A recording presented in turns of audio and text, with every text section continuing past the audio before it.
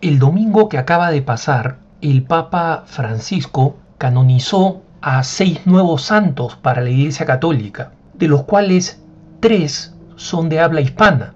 El mártir adolescente José Sánchez del Río, mexicano, el padre José Gabriel Brochero, sacerdote argentino, y el obispo Manuel González García, obispo de Palencia, en España.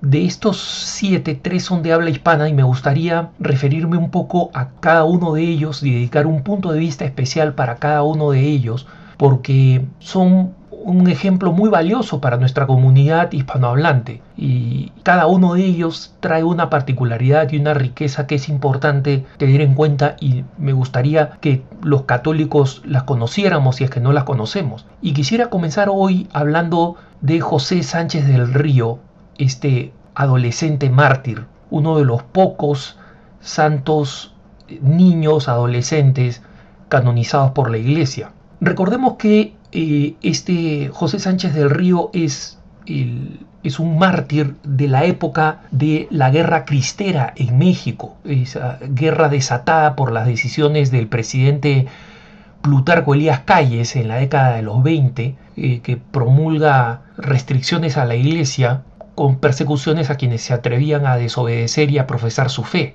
El levantamiento de los cristianos toma a este joven José, que nos llaman Joselito, y que tomó el nombre de Luis por su confirmación, y que algunos lo conocen como José Luis Sánchez del Río. Era un joven en los Altos del Jalisco, en México, que acudía al catecismo de pequeño y que desde muy pequeño le tocó ver el inicio de la tensión anticristiana en su región, y desde que iba al catecismo se distinguía por su compromiso con las actividades parroquiales más difíciles, ¿no?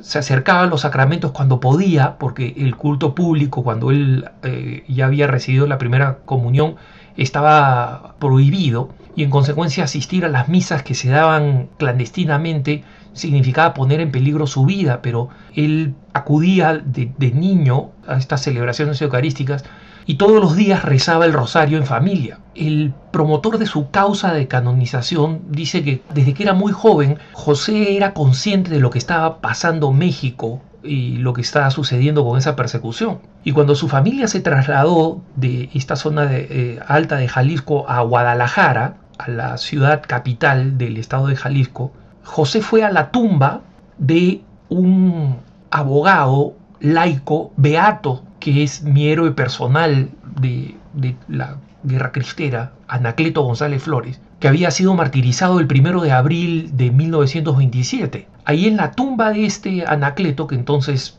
ni siquiera se había iniciado su causa, pero ya todo el mundo lo tomaba como un héroe cristiano, y ahí se acercó a la tumba de este muchacho, pidió a Dios poder morir como Anacleto en defensa de la fe católica. Anacleto es toda una historia que podría contar, pero por falta de tiempo los remito simplemente a que busquen en su buscador en internet a Anacleto González Flores y vean la extraordinaria historia de este laico abogado católico.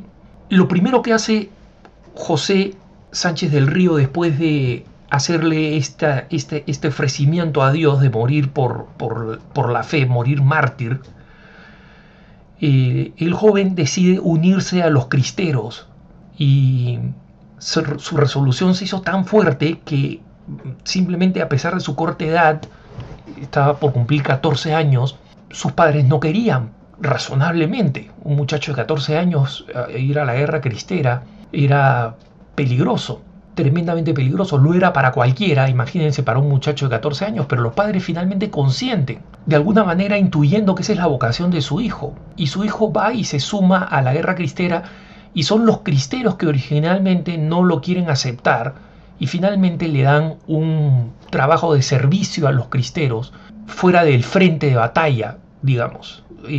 José Sánchez del Río nunca tocó un arma, ni nunca atacó a nadie con un arma, y por eso es que podemos celebrar su canonización, porque no hubo actitud violenta de su parte.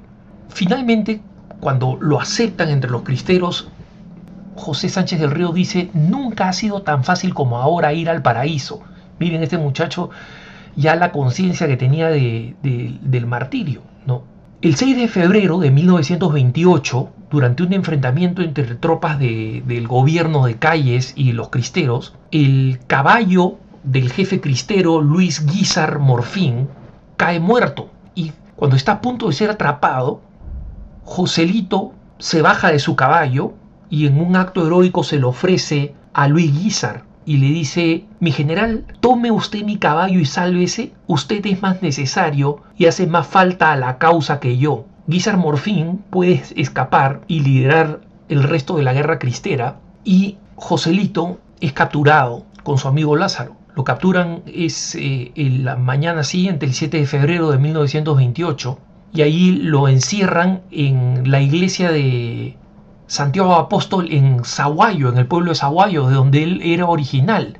Y no solamente de donde él era original, sino que era la iglesia de Santiago Apóstol, que las tropas del gobierno habían convertido en una caballeriza, habían profanado y convertido en una caballeriza y en un gallinero. Curiosamente, ahí se encontraba todavía el baptisterio, y es hecho prisionero en la misma iglesia donde había sido bautizado. Ya José Sánchez del Río predecía de alguna manera esta conexión entre su bautismo de agua y su bautismo de sangre, ¿no? Acá en este gallinero estaban los gallos de pelea del gobernador. José Sánchez del Río los mata a todos diciendo, sin miedo a las amenazas de muerte, dice: la casa de Dios es para rezar, no para usarla como un establo de animales. Estoy dispuesto a todo, pueden fusilarme. El gobernador se llena de furia, pero teme, como Herodes temía a San Juan Bautista, teme a Joselito y su posición firme, y sobre todo la idea de matar a un muchacho de 14 años.